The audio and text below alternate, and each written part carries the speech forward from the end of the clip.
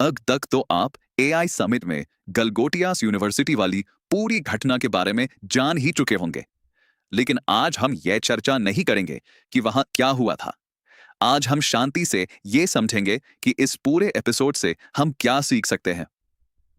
Hello दोस्तों, मैं हूं हार्दिक और आप देख रहे हैं वाइज जोन, जहां हम बात करते हैं मनी, माइंडसेट और लाइफ के असली कनेक्शन की। अगर किसी को इस घटना के बारे में नहीं पता, तो शॉर्ट में बात यह हुई कि एक इंटरनेशनल एआई प्लेटफॉर्म पर कुछ टेक्नोलॉजी प्रोडक्ट्स इस तरह प्रेजेंट किए गए कि उन्हें इंस्टीट्यूशन की इनोवेशन की तरह बताया गया। बाद में जब सच सामने आया कि वो इंपोर्टेड प्रोडक्ट था, तब मामला सिर्फ एक रोबोट तक सीमित नहीं रहा। ग्लोबली इंडिया को भी काफी एम्बैरेसमेंट झेलनी पड़ी, क्योंकि इंटरनेशनल स्टेज पर क्रेडिबिलिटी सीधे नेशन की इमेज से जुड़ जाती है। अब इस पूरे केस से कई लेसन्स निकलते हैं, लेकिन सबसे इंपॉर्टेंट लेसन जो मुझे पर्सनली सबसे क्लियर दिखता है, वहां है ऑनेस्टी।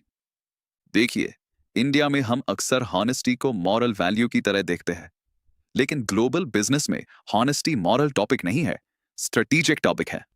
मैं खुद इंटरनेशनल मार्केट में काम करता हूं और अपने एक्सपीरियंस से कॉन्फिडेंट भी कह सकता हूं कि जब आप ग्लोबल इकोसिस्टम में एंटर करते हैं, तब हॉनेस्टी ऑप्शनल नहीं रहती। ट्रांसपेरेंसी डिफॉल्ट एक्सपेक्टेशन होती है। अगर शुरुआत में साफ और ऑनेस्टली बताया जाता कि ये प्रोडक्ट स्टूडेंट्स की लर्निंग के लिए इंपोर्ट किया गया है और ये इन हाउस डेवलपमेंट नहीं है, तो शायद सिचुएशन एस्केलेट नहीं होती। लेकिन यहां उस मैडम ने क्लियरली ऐसा क्लेम किया, जिससे इंप्रेशन गया कि ये इंटरनली डेवलप्ड इनोवेशन है। और यही सबसे बड़ी गलती हुई। अब तो इस बात पर भी शक होने लगा है कि क्या ये सच में स्टूडेंट्स को प्रोवाइड किया जाएगा या सिर्फ शोकेस के लिए लाया गया था। क्योंकि एक बार डाउट पैदा हो जाए, तो एक्सप्लेनेशन कितनी भी स्ट्रांग हो, वीक ही लगती है। इसीलिए बाद में उस मैडम ने कितना भी कवर करने की कोशिश की, क्लैरिफिकेशन दी, लेकिन उसका खास असर नहीं पड़ा। नैरेटिव एक बार कंट्रोल से बाहर चला जाए, तो उसे वापस लाना आसान नहीं होता। दूसरी सीख है short term impression versus long term reputation. कभी कभी इमीडिएट इंपैक्ट के लिए चीजों को ओवरसेल कर दिया जाता है। प्रेजेंटेशन स्ट्रांग होती है, विजुअल्स इंप्रेसिव होते हैं, लेकिन सब्सटेंस उतना सॉलिड नहीं होता। उस मोमेंट में अटेंशन मिल सकता है, लेकिन रेप्यूटेशन लॉन्ग टर्म एसेट है। ये कंपाउंड इंटरेस्ट की तरह ग्रो होती है। एक नेगेटिव इंसिडेंट सालों की क्रेडिबिलिटी को डाइल्यूट कर सकता है। वाइज जोन पर हम बार बार रेप्यूटेशन कैपिटल की बात करते हैं। मनी से पहले ट्रस्ट बनता है। ट्रस्ट कमजोर हुआ तो वैल्यूएशन भी इंपैक्ट होती है, चाहे वो इंस्टीट्यूशन हो या इंडिविजुअल करियर। तीसरी सीख है दिखावा वर्सेस ऑथेंटिसिटी। ब्रांडिंग जरूरी है, प्रेजेंटेशन जरूरी है। ग्लोबल एक्सपोजर के साथ स्ट्रॉन्ग प्रेजेंटेशन की जरूरत होती है, लेकिन ऑथेंटिसिटी उससे ज्यादा जरूरी है। अगर फाउंडेशन स्ट्रॉन्ग नहीं है, तो दिखावा फ्लॉज को छिपाता नहीं, बल्कि उन्हें और ज्यादा विजिबल बना देता है।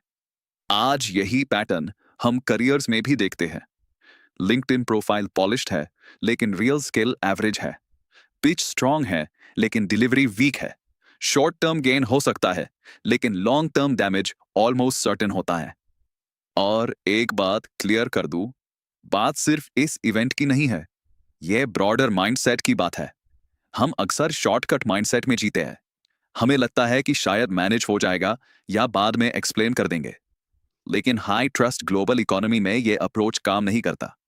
ग्लोबल स्टेज पर हर स्टेटमेंट, हर क्लेम वेरीफाई हो सकता है। इस पूरे इंसिडेंट ने हमें यह रिमाइंड कराया है कि फ्यूचर चाहे एआई ड्रिवन हो, लेकिन फाउंडेशन अभी भी ह्यूमन वैल्यूज पर ही टिकता है। ऑनेस्टी, क्लैरिटी और अकाउंटेबिलिटी पर। तो फाइनल लेसन बहुत सिंपल है। प्रेजेंटेशन से पहले इंटेग्रिटी आनी चाहिए। इनोवेशन से पहले ऑथेंटिसिटी होनी चाहिए। ग्रोथ से पहले ट्रस्ट बनना चाहिए। कंट्रोवर्सी समय के साथ शांत हो जाती है, लेकिन क्रेडिबिलिटी डैमेज लंबे समय तक इंपैक्ट छोड़ता है। अगर आपको ऐसे रियल वर्ल्ड इवेंट से डीप लेसन समझना पसंद है, तो स्टे ट्यून्ड। मैं हूं हार्दिक और आप देख रहे थे वाइज जोन। ऐसे ही और वीडियो देखने के लिए चैनल को सब्सक्राइब कर लीजिए और बेल आइकन दबा दीजिए, ताकि कोई वीडियो मिस ना हो।